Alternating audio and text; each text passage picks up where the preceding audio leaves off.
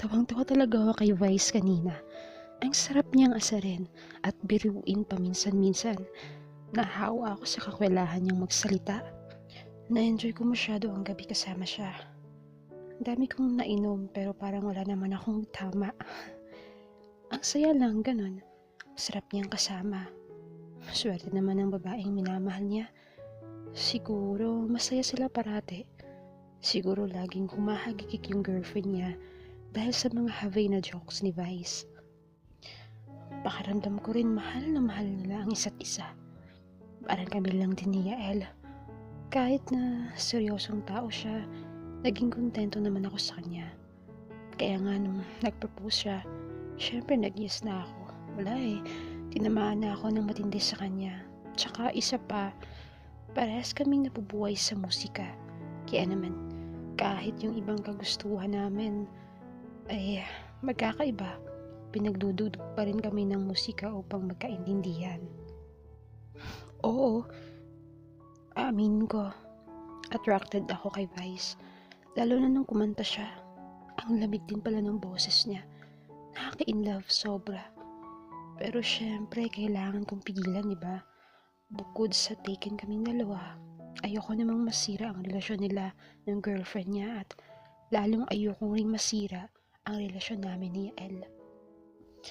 Wala naman sigurong masama kung makikipagkaibigan ako sa ibang tao, diba? Kahit pa sabihin gusto ko siya. The important thing is we know our limits. After sumuka ni Vice, pumasok na ulit ako ng kotse. Binagalan ko na rin ang pagtakbo. Baka kasi maduwal na naman ito.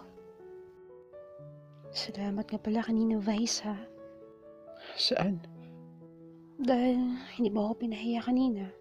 Ganda pala ng boses mo Pwede ka na bumuo ng banda. Diyan na inlove sa akin ng girlfriend ko Wow, ha? Nakakatakot wala pakinggan yung boses mo. Bakit? Baka may love ka? Sira ulo to. Itinoon ko na lang sa daan ng aking atensyon. Ilang minuto ang lumipas, narating rin namin ang boarding house na sinasabi niya. Ito na ba yung kina Jackie? Yup. Yung pulang gate na yun, no? Okay. Lumabas ito ng kotse at sinarahan. Umikot siya sa kabilang side at dinungaw ako sa loob. Salamat sa pag-atid, Miss Kay. You're welcome, Mr. V. Sige na, pumasok ka na. Ingat ka sa pagmamaneho, ha? Baka makikipagkarera ka na naman sa daan. Okay po, Mr. V. Upungay-pungay itong nakangiti sa akin. Parehas kaming titig na titig sa isa't isa. Sige na, pasok na ako, ha? Sige, Ingat. bye. Bye. Parang ayaw ko pang tadyakan ang gasolinador upang mapaandar ang kotse.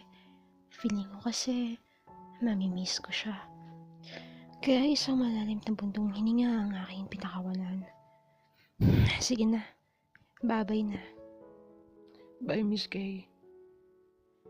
Halos di na matapos-tapos ang pagpapaalam namin sa isa't isa. 11 o'clock na ng gabi.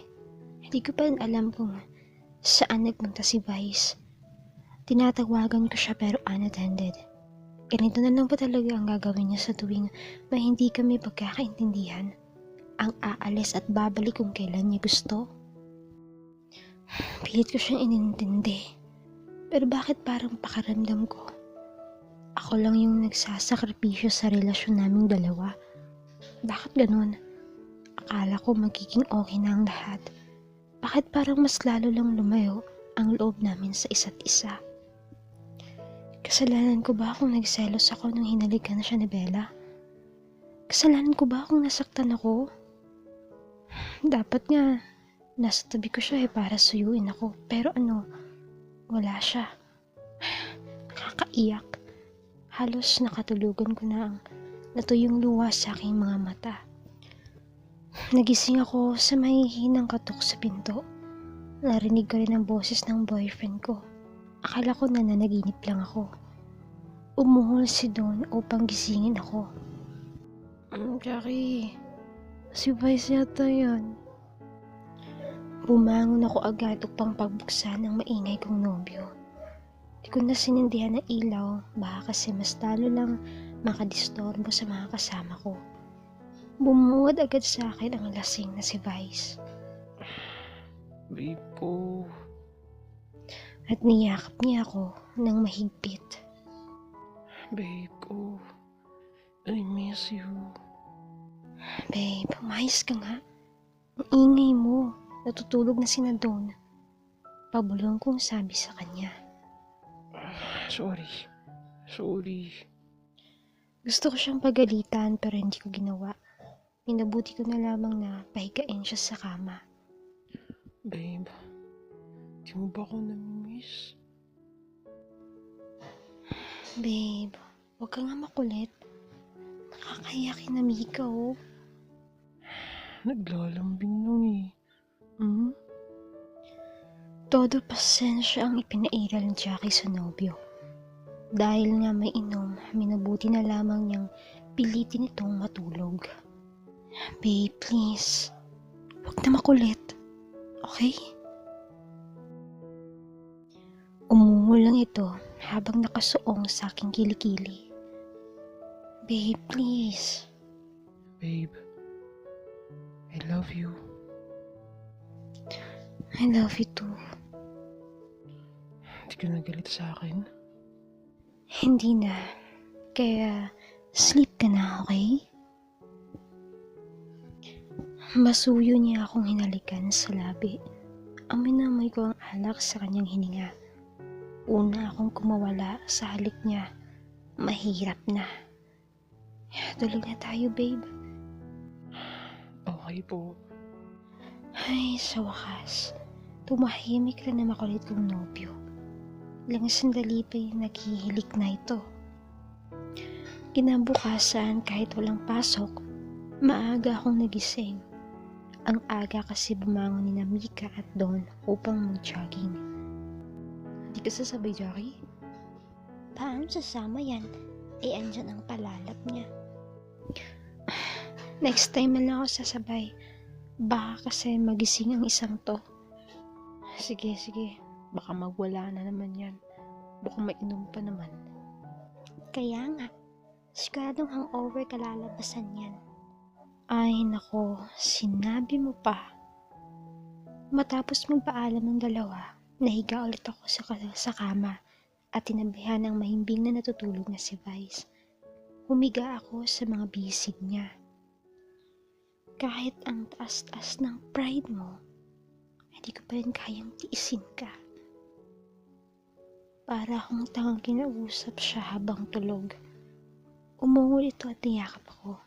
Narinig yata nito ang sinabi ko at hinalikan niya ako sa noo. Sorry na, babe ko. Mahinang sabi nito habang nakapikit. Hindi mo naman yata ako love eh. Babe naman. Babe, love mo pa talaga ako? Hindi ko alam kung bakit parang pinagdududahan ko ang pag-ibig niya para sa akin. Pilit itong ibanuka ang kanyang mga mata at hinarap ako. Mahal na mahal kita, babe. Sana naman, huwag mong pagdududahan ng bagay na yun.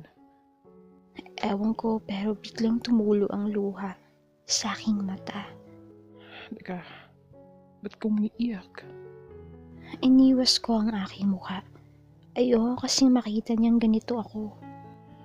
Babe, please, tahan na. Huwag ka na umiyak ko. Masama lang kasi talaga yung loob ko. Hindi ko tuloy na iwasang ilabas ito. Sorry na, ha? I'm sorry. Sa kabila ng pananakit ng ulo ko dahil sa alak na nilaklak ko gabi, nangibabaw pa rin ang awa ko sa girlfriend ko. Sobra ako nagigilty. Halos madurog yung puso ko habang minamasdan ang mga luwang tumutulo sa mata ni Jackie. Ngayon ko na-realize na ang dami kong pagkukulang sa kanya. Ilang beses ko na rin siyang pinaiyak. Bigla ko naalala ang mga salitang ipinangako ko sa kanya ay hindi ko siya sasaktan. Hindi ko siya pababayaan. At lagi lang akong nasa tabi niya at hindi siya iiwan. Pero ang ginagawa ko, ulit-ulit ko siyang nasasaktan at napapaiyak. Gusto kong batukan ng sarili ko. Ano ba itong pinagagawa ko sa aking nobya? Kailangan kong bumawi sa kanya. Babe ko, sorry na. Ulit-ulit kong sambit. Pwede bang ibalik na natin yung dati, babe? Yung masaya lang tayo. Di ko na kasi talaga nararamdamang mahalaga ako sa'yo. Mahalaga ka sa akin, babe. Mahal kita eh. Eh, bakit mo ako tinitiis? Bakit mo ako kayang digmahin? Bakit hindi ka nagpaalam kung saan ka pupunta? Tsaka pwede ba, babe? Huwag ka na uminom. Lalo na pag nag-aaway tayo. Please lang. Promise. Hindi na maulit yun, babe. Tsaka, pwede ba, babe? Huwag naman puro promise, oh. Napabuntong hininga na lang ako. Pagtando ko kasi ang aking mga pagkakamali at pagkulang. I will, babe. Niyapos niya ako ng isang mahigpit na yakap. Mahal na mahal kita. Alam mo ba yun? Alam ko at ramdam ko yun, babe. Buong puso ko siya niyakap at ikinulong sa aking mga bisig. Ako nga pala si Sanjo, 21 years old, ang hype best ng Antipolo. Kasalukuyan kami nagbabakasyon ng nanay at mga kapatid ko dito sa Davao. Pagkatapos ng 10 taon, huli ako nagawi sa lugar na ito. Di kasi ako lumaki. Kaya naman, wala akong sinayang na panahon upang makasalambuha ang mga naging kaklase at kaibigan ng mga panahon na yun. Naging masaya ang unang linggo namin mag-anak sa lugar na ito. Payapa kasi at wala kang makikitang gulo. Kaya kapag ako nagkaasawa, dito ko gustong tumira. Dito ko bubuuin ang pinapangarap kong pamilya. At speaking of family, naisip ko ang babaeng sinagip ko sa ilog. Sayang naman kung kikitilin nito ang kanyang buhay. Mukhang masarap naman sana itong jowain. Ganda eh. Magandang lahi ang maibibigay nito sa akin. Inisip ko nga bakit ko gusto nitong magpakamatay. Siguro sawi ito sa pag-ibig, di kaya hindi nakapasa sa exam. Ay, sayang. Nakalimutan kong hingin ang number ng chick na yun. Nastila ko kasi ako si 1,000 eh. Nakalimutan ko tuloy. Hindi ko alam, pero parang bigla akong natauhan sa aking pagtatanggang pagpakamatay. Bigla akong natakot at natuliro habang inaalala ang muntikan ko ng pagkawala. Buti na lang talaga sa kabila ng mga masasamang bagay na nagawa ko. Pinadalan pa rin ako ni Lord ng isang matipunong anghel na sumagip sa akin. Thank you, Lord. Siguro binigyan mo pa ako ng chance para mabuhay upang itama ang mga pagkakamaling nagawa ko. Lalong-lalo na sa relasyon ni Vice at Jackie. Kailangan ko silang makausap at makahingi ng tawad. Lalong-lalo na kay Jackie. Alam kong labis ko siyang nasaktan dahil sa walang tigil kong isiniksik ang sarili ko sa boyfriend niya. Muntik ko nang nasira ang relasyon nilang dalawa. Tama si Tom. Mahirap makipagkumpetensya sa taong alam mong may mahal ng iba at may nagmamay-ari na. Kaya sa pagkakataong ito, hindi ko sasayangin ang pangalawang buhay na ipinagkaloob ni Papa God sa akin. Sana dumating ang panahong mapatawad ako ng mga taong nasaktan ko ng sobra. At kung sasampalin man ako ulit ni Jackie, malubog kong tatanggapin yun. Mapatawad niya lang ako. Monday morning, sabay pumasok sina Vice at Jackie. Kahit papano, bumalik na rin sa wakas ang sweetness ng magkasintahan habang nakaupo at naghihintay ng professor nila. Babe, pwede bang lumabas tayo mamaya after class? Ha? Bakit? Anong meron? Wala. Gusto ko lang kumain sa labas. Kasama ka. Please?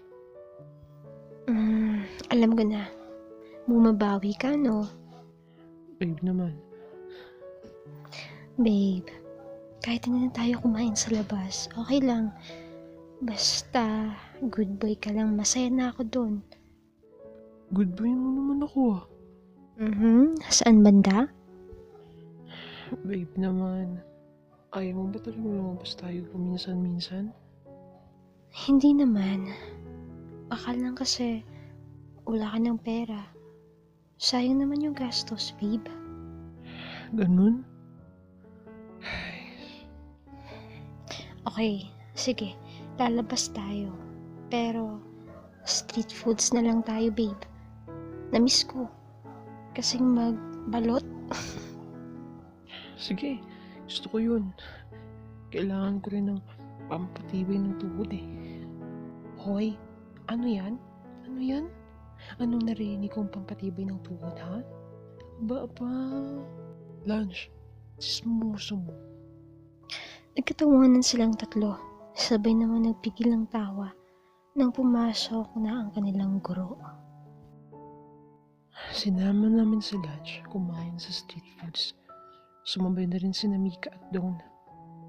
Ang ninais kong date kasama ng aking nobya ay nauwi sa food trip. Ang kinalabasan kasama ang barkada. Nakapagdesisyon kami nga kumain ng pastel. 10 piso lang bawat isa.